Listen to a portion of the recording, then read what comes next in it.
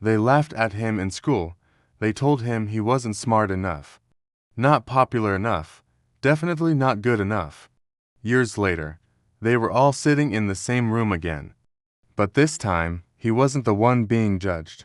This is a story about how the quiet kid in the back of the class found the ultimate revenge without saying a single word.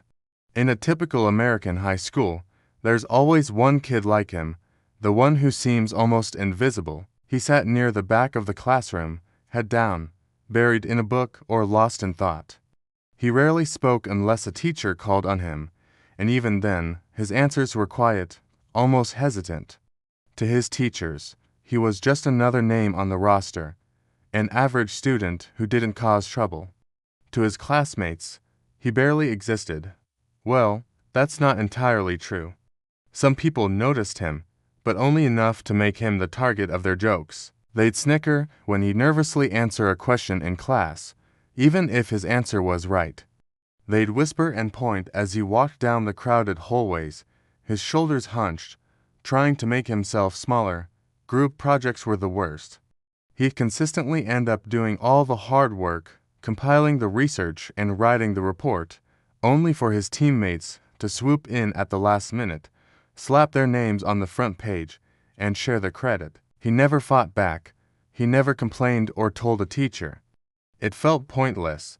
What would they do? Tell the others to be nice. That would only make it worse. So, he just took it. He absorbed the whispers, the laughs, the casual cruelty. He didn't forget any of it. He just filed it away, letting it fuel a quiet, burning fire inside him. He remembered every single time he was made to feel small. After graduation, the predictable happened. Everyone scattered, heading off to college, jobs, and new lives.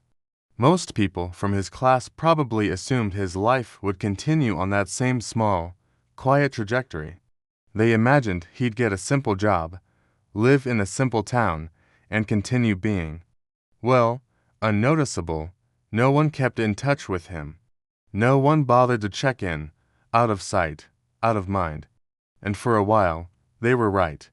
His life was quiet, but it wasn't small. As the years passed, he began a silent, relentless journey of self-improvement. While his former classmates were posting pictures of parties, spring break trips, and their glamorous university lives, his social media was silent.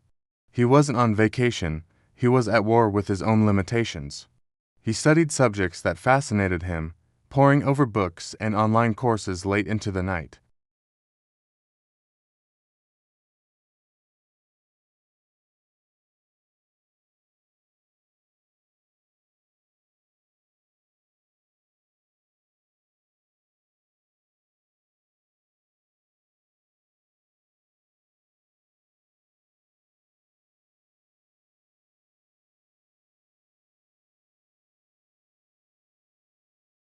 Then, one day, an envelope arrived in the mail.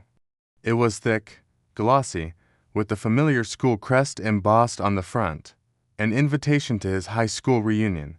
His first instinct was to toss it straight into the trash. Why would he want to go back there? Why would he want to see those faces again, to be in that same gym where he felt so invisible and insignificant? But he paused. He held the invitation in his hand and thought about it.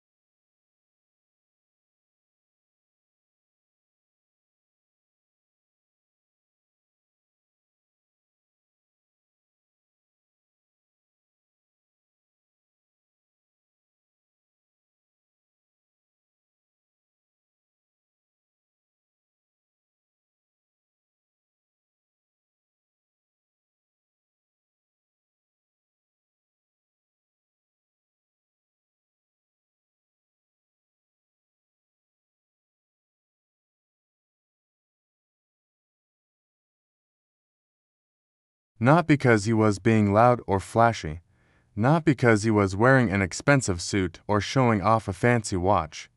It happened because someone recognized his name when he signed the guest book, and that name now meant something.